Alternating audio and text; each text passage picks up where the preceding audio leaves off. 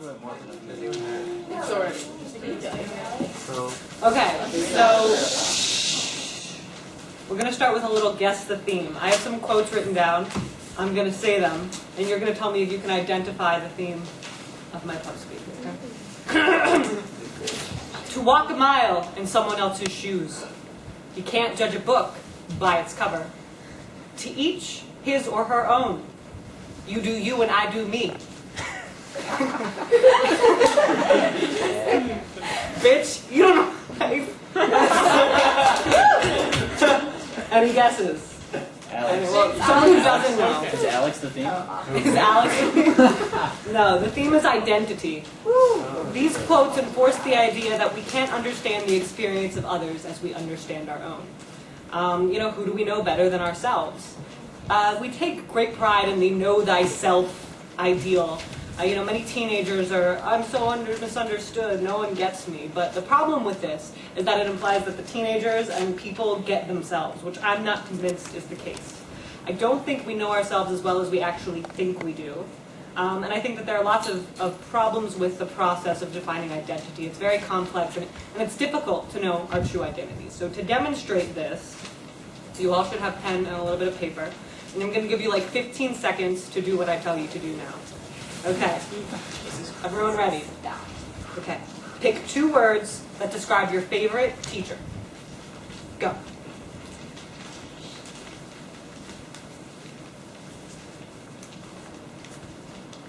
Okay, time. You guys are slow. You guys are so miserably slow. Okay.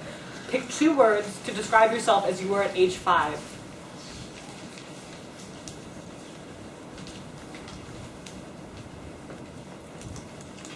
Oh, Jenny's moving up. Jenny's getting fit. Okay. Pick 2 words that describe yourself at age 35. Go.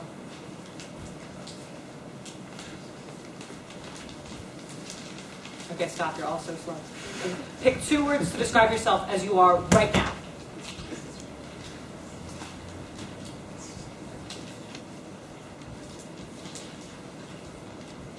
Okay.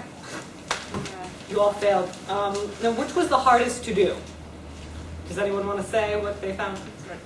Me at age 5. That was really? Yes. Okay. I want to tell you that it was me at 35. Okay. Me now. 35.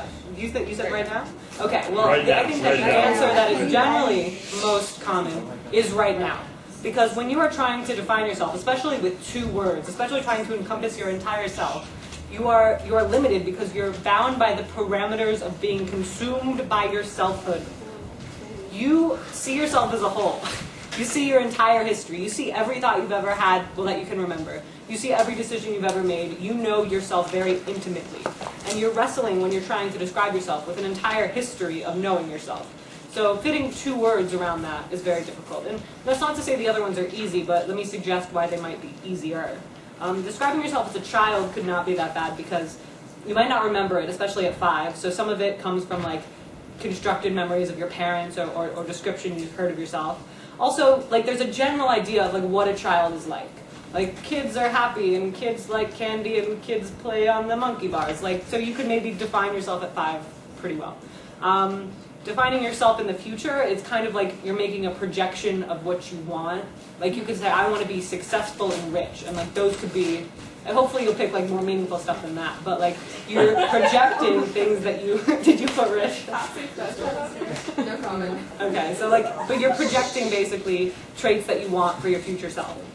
And when you're describing someone else, like a teacher, it's very interesting because it's kind of the opposite of the problem of describing yourself, where you're describing like way too much of yourself. You're describing way too little of that other person. Because you only know like the one facet of them, right? So like your teacher, you only know them as a teacher. You don't know them as a person necessarily outside of the classroom, unless you're like really close with them. And it's pretty easy to pick apart like, well, they're smart and talkative because they're your teachers or whatever. But I think the better you know other people, like if you've known someone for like 20 years, you start to run into the same problem with like how to identify yourself, and it becomes more difficult again. But as you can see, it's really not so easy to describe who you are or what you identify with. And your identity isn't in a vacuum. You know, do you have a trait if others don't justify it? Like if you say, I'm really funny, but no one ever laughs at your jokes, like are you actually funny? Or is that just something you're saying about yourself? So it's very complex, and with that, I guess the question is, why try to identify ourselves in the first place? Why try to pinpoint exactly what makes us who we are if we're changing, and if we're growing, and if we don't really know? And I think that the answer comes from the fact that there's a certain isolation to the human experience, and like the closest we have to knowing anything for sure is knowing ourselves. And that is to say, like, no matter how close you are to someone else, like no matter how much you love them, you know, your parents, like a future husband or wife or a sister, you know, you don't know everything about them. You can't know the intricacies of their human experience because you're not in their heads with them. And you can try and convey it, but there's something that's always going to be lost in translation. So with yourself, you kind of feel like you owe yourself the attempt to figure yourself out because it's the only thing you can ever know exhaustively. So that's like my theory on why we try and identify ourselves so hard. And one of the ways we do this, especially as adolescents, is finding our narrative identity, which is who we are like on our own. Like when no one's watching, who are you? Like without other people imposing identity on you, without other people saying, oh, you're the class clown, I really like you. Like, who are you by yourself? And it's really difficult, and that's why adolescence is like a very turbulent time period, because you're trying to figure out what your narrative identity is. And why we don't really know ourselves that well, I say, is because like we're changing all the time. So you know, you could say like, she's a different person now than she was when I met her, or like I'm a different person than I was 3 years ago. And you could say those things and really believe them. Like 7-year-old me and current me probably don't have very much in common. I probably feel more in common with almost anyone in this room than I do with 7-year-old me. I feel like I'm on the same plane probably with you guys. And I could identify more closely with someone here or someone in my life than I would identify with the future version of myself, because I don't know what I'm going to be like. So this lack of continuity and this fluctuation in identity begs the question, why do we have so much autonomy over ourselves? Why do we get to make decisions about ourselves if we don't know what the future holds? Why can't I make a decision about Katie? If I want to get a tattoo, why can't I give Katie a tattoo? I might hate my tattoo when I'm older, and Katie might hate her tattoo when she's older, but it's the same difference because I'm giving myself a tattoo and I'm not going to know what I want when I'm older. And I think the answer to this is a little complicated, but stick with me. So, two, to use Julian's word, temporally separate occurrences of the same person. Let's not attribute that one. Can seem like occurrences of two different people. You know, can I ink another person more than I can ink myself? Valid question. But it's not really a valid question because there's something called conservation. There's a conservation of identity. Two different temporal slices are still slices of the same person. You have your selfhood, and that gives you authority over yourself. To use like a kind of old-timey, antiquated metaphor, things change but remain the same. The same poker is at one time hot and other time cold. How can something be both identical and different from one time to another? So like think about it, if you put a poker in the fire, this lovely fireplace here, and it's hot, and then later it's cold, is it still the same poker? Yes, its traits are just changing.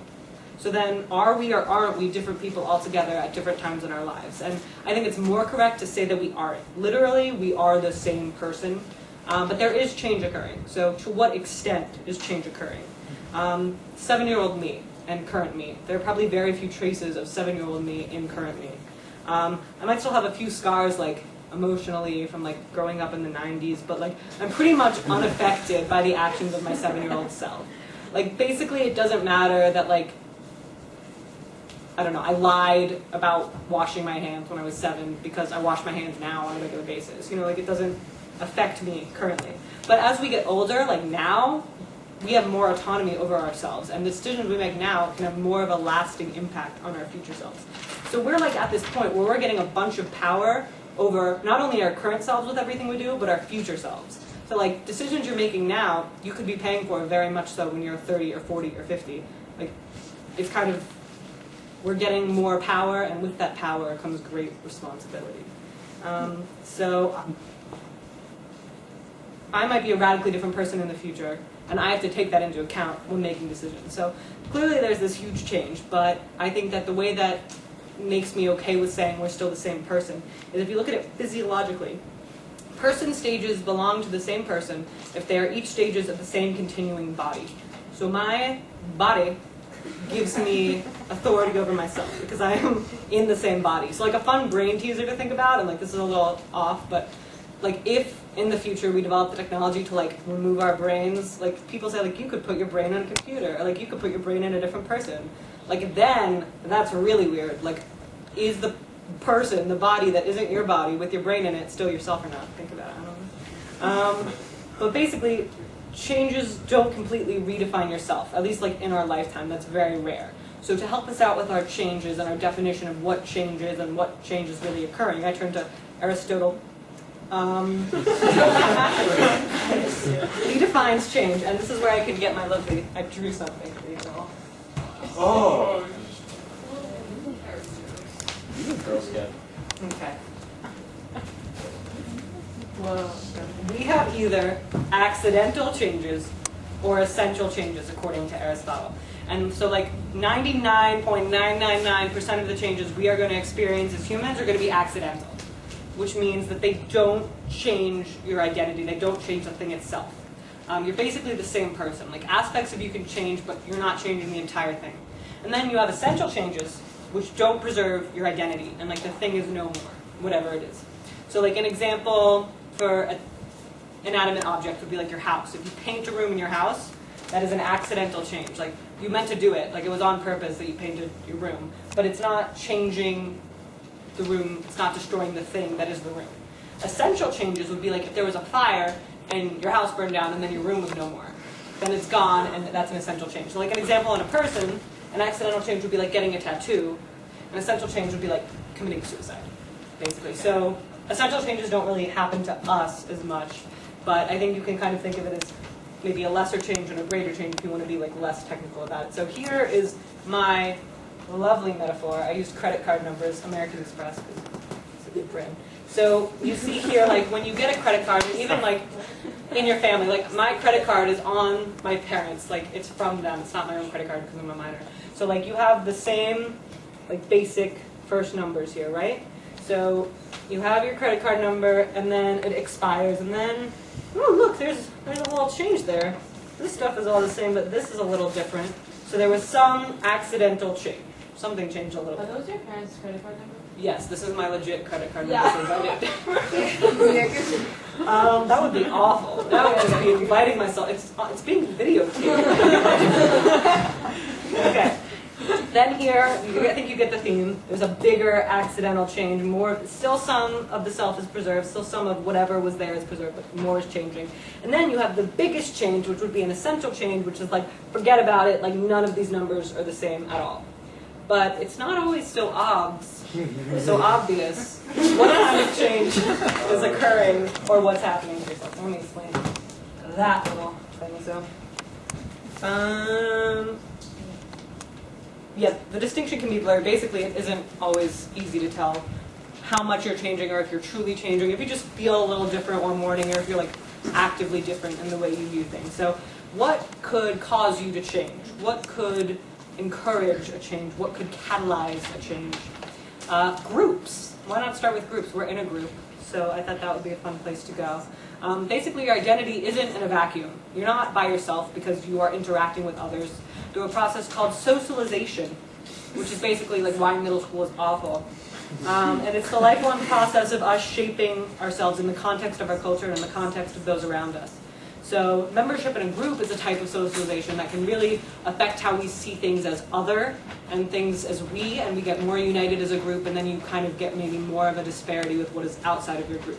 So it's just a way to like help define, there's a certain gravity in a group almost, where you feel like you hold things in the group firmly and things out of the group you don't quite understand. And that can really be important in developing your identity because it's discovering who you are facilitated by others.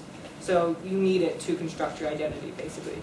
And I say that identifying against someone, like identifying saying I'm not part of that group, or I'm not like that person, is just as powerful as saying I am part of that group, I am part of that person. There's identifying with, and they're saying, oh, I really like the way you act and the way you behave, and I want to adopt that and incorporate that. And then there's seeing negative behaviors or behaviors you hate and saying, I need to avoid that, I need to not even touch that, I need to be my own person. So both build your identity. And while groups encourage growth and can like facilitate this process, they can also really distort and kind of direct in a weird way your growth. Some aspects of a group that are less positive. De-individuation, which is kind of losing your individuality, which is saying, I'm going to conform and try and join and blend in to fit in better with this group. So like, if you see goth kids, like, decked out in the black, likelihood is that's not going to be their identity in 20 years, but they're doing it to fit in, they're doing it to blend in with the group. So like mob mentality also. Then there's groupthink, which is kind of similar. It's just agreeing with ideas to go along with the group. Which sometimes, I guess you could agree with it, and that could be incorporating something new into your identity, but sometimes you're just completely being untrue to who you are. And then I think the most important thing, or the most interesting thing to study here is niches, which is kind of how you can like polarize in a group, or like fill a role that is expected of you by a group. Like I think a lot of people are probably experienced the smart kid niche, which is like you get pointed out as being a little bit smarter, and then as a result of that, the disparity gets larger and larger and larger, and then you are like identified and wrapped up in being like the smart person, and you polarize. And like same thing with like the class clown. You're a little bit funny, and someone tells you, and then you're like, oh, I like being funny, and then you get to the point where you're just becoming funnier and funnier, and that is how you find your. Well, you're not. You're just getting louder, really. But basically, groups give you the ability to try on these different roles and to try on definitions of yourself in different environments. I think here we're all experiencing something. We're in a different environment than we normally in, and maybe we're acting a little bit differently than we would at school or at home or like at our jobs. And I think that it's important, especially as a young person, to do things like maybe sports or like theater or something that gives you a group to try different roles in. Because a lot of it is like trying clothes on to see if they fit, like what's going to work with your identity, who's going to make you what you are.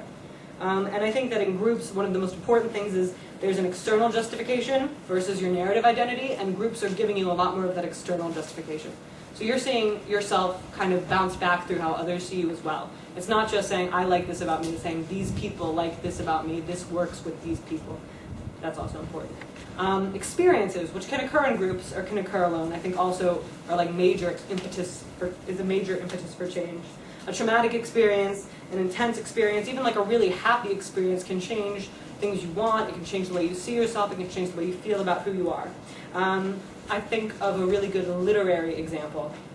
Many examples are best when they are from novels. This is from Harry Potter, the first one. One of my favorites. So, okay, if you recall, let's go back to the first Harry Potter book.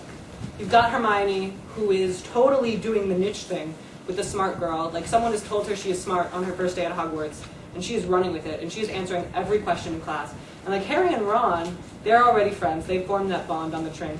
And they're like, this girl is crazy. She's so smart, we don't like her. And they're talking, they're being like mean to her, I guess.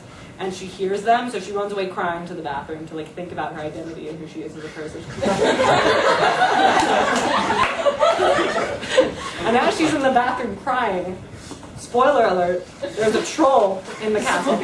So the troll is like walking through the castle here, and it finds Hermione in the bathroom, and Harry and Ron realize they've sent this girl crying to the bathroom, and now there is a troll on the same floor as her, so they feel kind of guilty. So they run down to like help her out, right? And basically the three of them like tackle and defeat this troll.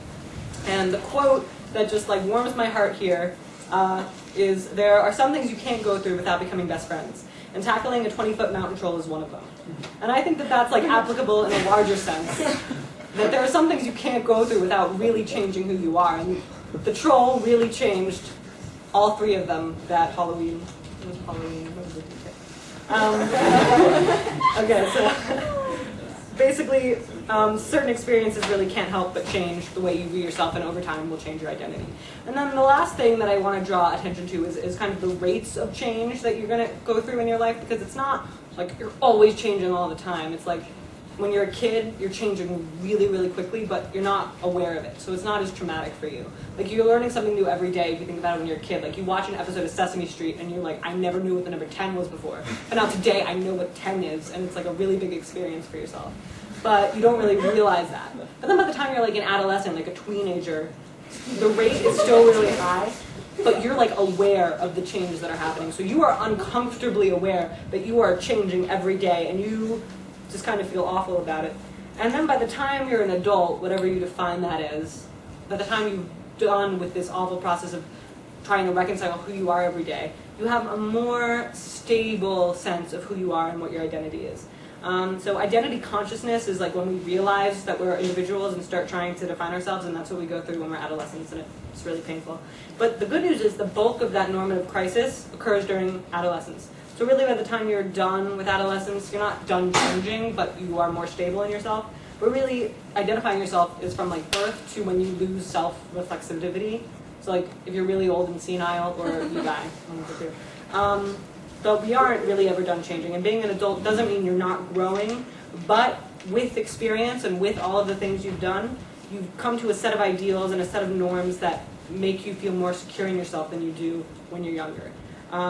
We adapt to the fact that we're adapting, we solidify as people, and we settle on an identity. So in conclusion, from the time we are 17 to 27 to 47 to 82, there's a massive amount of change. In terms of my seminar, you could say like Darwin, we are evolving over long stretches of time. But then, wait for it, something called punctuated equilibrium comes in. And an experience like task, and an encounter with a troll, and an encounter with death, you're facilitating punctuated equilibrium. Or a rapid, radical change in who you are as a person. So the thing to, I guess, remember to make finding your identity a little easier, if you want my 2 cents, is to realize that you're under construction. Like, we're very young here, but at the same time we're very idealistic, and a lot of people here have like this great sense of what they want out of their lives, and that's great. But just be prepared that you are going to change a lot over the course of your life. But with that being said, we're getting closer to knowing who we're going to be. We're getting much closer. We're much closer than we've ever been, and we're getting closer to figuring out what we want and who we are. I liken it to when I was in middle school, we had this thing called Wheel, and you had to take every elective. You had to take art, PE, theater, like debate, like even if you hated it, you had to take it anyways. So like that's what adolescence is. It's Wheel. You have to take everything. You have to just try all these activities, even if you hate them, because you have to figure out what you like.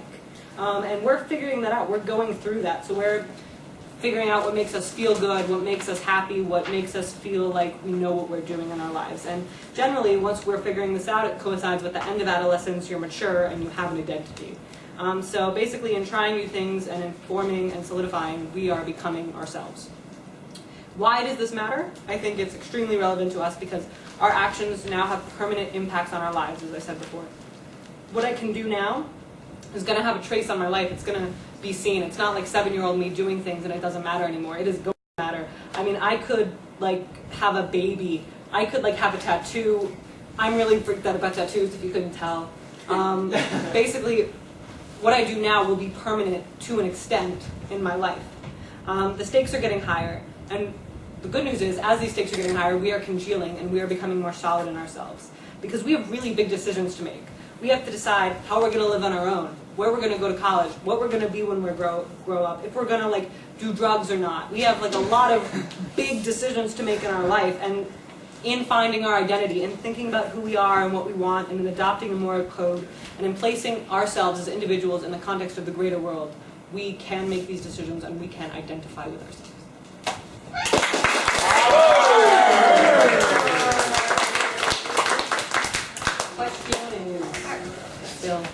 So you kind of talked about it in your speech, and my question is, do you we tend to associate our identity with our own, it's ours, right? I'm a unique individual. I decide who I am, and my question is that really true? Can we ever really know with do you think anything we do, our personality is actually ever our own, or can we really know that without the validation of others, right? Other people? I think that a very important part of figuring out who we are is figuring out who we are in context of others, with groups and with seeing ourselves reflected back at ourselves through other people. Because as much as you can sit in a room and say, this is what I want to be, how do you know that you're doing those things unless other people are telling you? Right. And one of the things I'm not sure if this is where your question was going, but one of the things I read about was that most of our thoughts, by the time we have them on the conscious level, they're engineered by this completely weird, unknown subconscious depth in our brain. You could argue that they're not,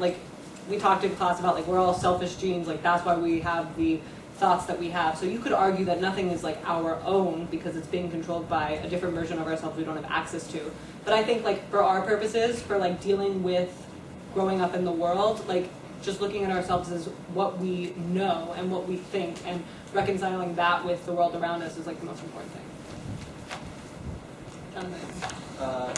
I guess bouncing off that, you kind of talked about how we act differently in different groups, and we occupy a different niche.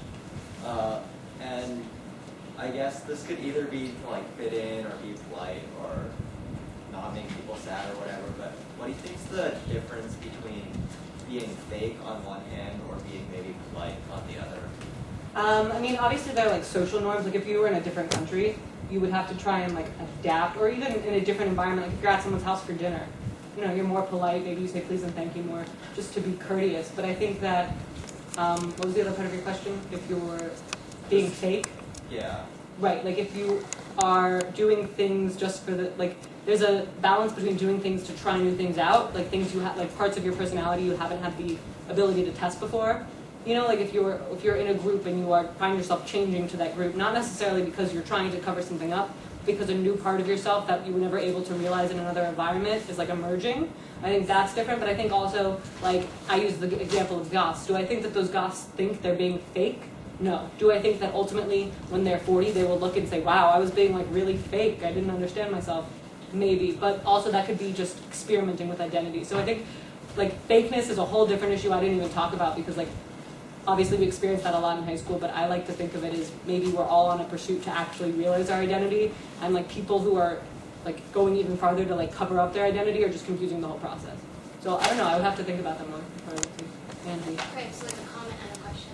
The comment is the credit card thing. Like the more I thought about it, the more I thought like the metaphor was brilliant. Because like you know how like the first couple of numbers are like the credit card number, and like the last ones are like your individual accounts. Like you can change your individual account. But like if you change the numbers at the beginning, you're not even an Amex card anymore. Look, You're like a Visa card or something. Visa down. Yeah, exactly. Okay, sorry. So I thought that was like really cool. Like, okay. My question would be like for people who maybe are schizophrenic or have multiple like identities or multiple personalities, how, and like I guess you touched a little bit on that, like is this my body? Like if you have multiple personalities, for example, but the same body, or like things like that, like how do you say like definitively this is me kind of thing? And well, like multiple personality disorder is interesting because a lot of the time when it's diagnosed it's not real. But when it is real, my understanding of it is that they honestly believe each identity to be separate. I guess if you're looking at it from the physiological standpoint that I researched, you could say that they're the same identity because it's the same body. I think if you're looking at it in terms of like accidental and essential changes, I guess it depends on how different the identities are, and you could say, well, this is a clear split from this. But that is like a weird gray area that is kind of not covered in more of the classical research I did, but that does occur today, like definitely. So, Sheldon? I just like to start out by saying that you were totally trolling with the punctuating equilibrium example. Yeah. And then this more serious question. When you were talking about individuation, you're talking about how people would like try to do things to like break the norm and try to, because like they don't fit in certain categories.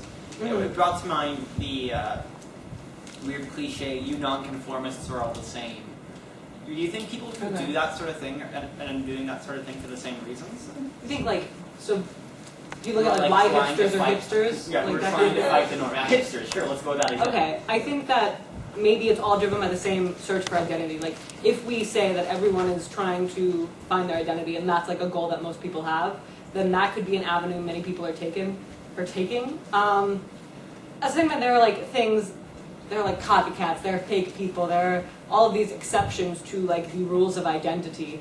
So I don't know where that comes in, but I think like in terms of maybe developing like idiosyncrasies that aren't idiosyncrasies that aren't like accurate to yourself.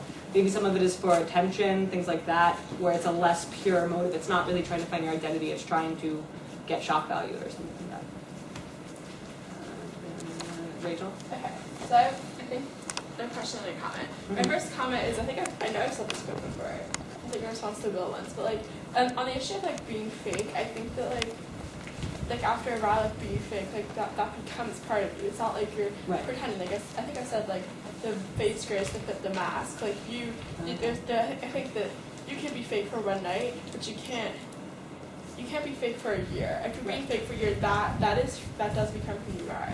But then unrelated to my question, do you think that it's we constantly like have like actual internal changes where we're like developing identity, or do you think it's really just that like different situations kind of help us discover an identity that was already there, say from like the time you like have started being socialized? I think that's a good question. maybe part of it is like already there, like you already know certain things about yourself, but they're exacerbated by certain groups, so like certain events cause a quicker change or a more extreme direction of a trait that you have. That goes into like your whole question about being fake, like you eventually become what you act like, which I agree with, but I think that I kind of maybe got into that in a different way with the like class clown thing. Like if someone tells you you're funny and then you start trying really hard to be funny, you might eventually become funny. Like that could become a legitimate part of who you are as a person.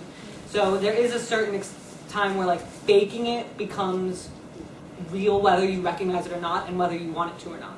If you can't continue putting on an act, it will eventually, like that will become how you are mirrored back to yourself by others, which will then make you internalize it more, and before you know it, it's part of who you are, I think. Kathy?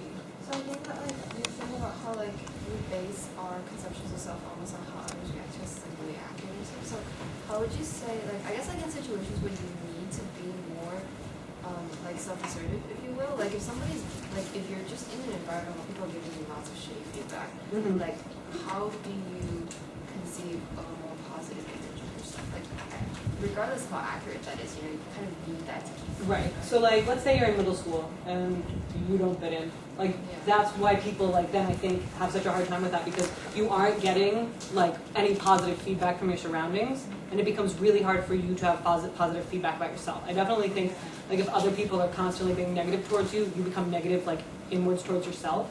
I think part of that is being grounded in your identity. Like I know before like I came here, I was like, I have to be grounded in who I am, because what if these people all hate me? Like I have to be prepared for that. Like I have to like be confident. I think family, like having a strong familial base, like or a strong base outside of that group of people, like having multiple groups of people or some unconditional support is like fundamental. I think, like, especially for kids, I think that's why they talk so much about the importance of a good home life, because you don't always get it at school. I think it's very hard with that like first burst of socialization. So having it come from other places. But if you're if you're just always in a group where people are negative and there's no like alternative for you, I think that leads to like, I think that's where you get depression and like self-deprecation and that kind of thing. Does that answer your question? So you're saying how like people, their identities will shape based on like what groups they're in and everything. Like, do you think that there's ever like anyone? Well, I mean, wait, let me backtrack. So like that kind of means that a lot of people are similar in many ways, that like we'll all be like each other, I guess. No? No. Okay, because I wanted to ask, like, do you ever think that there's like anyone who's truly like anomalous or like original, where because like they don't really conform to any groups or anything, like especially if they don't have like that support that you say, like that familiar support, that unconditional support, like ever. Like, do you think that there's anyone who can truly shape themselves as a person? Interesting question. Like when you look at like Bubble Boy or like extreme examples like that, when you're like raised in a cage by yourself, like you need the stimulation of others to create the neural connections that create the ability to function in like normal society. But that being said, like I don't know if this is even like I can support this with like evidence, but I just feel like you do have an individual self and you do have things that make you unique. And being in a group is not to say you're a clone, it's not to say you're a bad thing. I was using it as a way of saying you find out who you are faster when you're around other people who are more or less like you and who you identify with or identify against. So I do believe that there's individuality. I mean, is there someone who can be completely on their own for all of time and have a good self-concept? I think you need interaction, but I don't think it's like copying from others necessarily. I think that there is a certain innate uniqueness to Alyssa. Kind of from a biological or maybe psychological standpoint, do you think that there's a certain aspect of ourselves or our personalities that exist before we're kind of socialized, like maybe kind of in our subconscious, or rather just kind of instilled in us kind of, you know, before we're introduced to outside influence? Because I'm wondering if we are really kind of created by others, is there a certain point where you kind of go back from that and find like who you are at the source without outside influence? Like, is that even right? Well, I mean, some people hold by like the notion of souls, right? Like you have your own being, your own aura, and then it's less dependent on others. Like from a biological standpoint, maybe not. From a philosophical standpoint, yes. Biologically, like, I don't know, but even before you're socialized, do you mean like before your family and like your parents are instilling goals in you or instilling ethics in you and like molding you? So you mean like the second you're born? Are you distinct from all of the other babies in the Kind of That's basically, like, is personality kind of ingrained as like a... I mean, there are certain like traits, like you can be stubborn, and like that can be a personality trait, and you may or may not have learned that from your parents. Like, I think there are certain things that you have that just are consistently being amplified by your surroundings. But I think like the surroundings are necessary for amplifying and for defining those traits. So. What about like feral children? Hmm? What about like feral children? Well, that's what I was saying with like they've done experiments where they like take like rat babies and they put them in like complete isolation or like monkey, I don't know, some type of monkey babies, right? And they like did not have as many neural connections, like very few, like very little cognition, like self-reflexivity was like very limited. So I think that makes forming an identity like very difficult. So to answer your question, like I don't think feral children, like, have you ever read that book? What's that book called? Where there's the girl who lives in the sea, and then she's discovered. You know what I'm talking about? Little Mermaid? No. Island of the Blue Dolphin? Yes. Island of the Blue Yes. Dolphin. Great book. But like, she doesn't know who she is or like what a human is. She thinks she's a whale or a dolphin or whatever. She thinks she's a dolphin, and like she has problems with that. Like throughout the book, she keeps thinking she's a dolphin. So like, I guess if you were raised with wolves, you might identify with wolves more than you identify with people, and like that goes back to the whole it's being molded. Amelia. Yeah, I just want to speak to what you said, Alyssa. Did anyone hear that This American Life, like an episode about switched fit for or whatever? Yeah. I'm about to explain it as well. So like I think what it basically said was there was these they weren't not twins. I don't know why I said twins. They were just two separate families who switched their babies at the hospital. And as the two girls grew up, their personality traits were like the family that they had originally come from.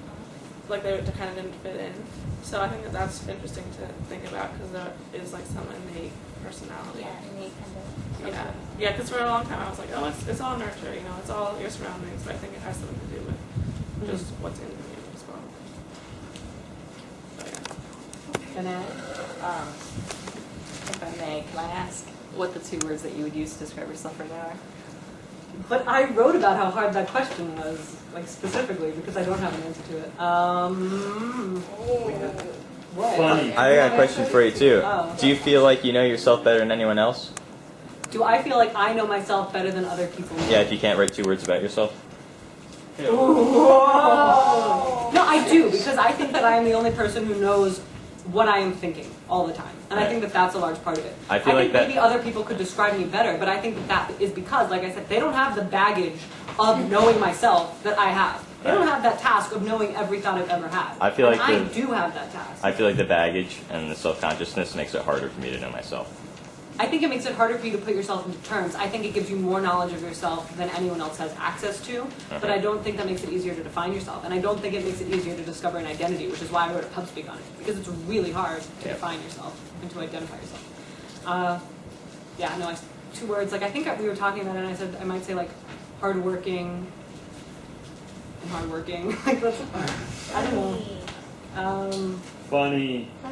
Funny? Oh, guys, now I'm going to be the class clown because you're giving me this disparity. Anything else? Anyone else? Any last remarks? Okay, thank you.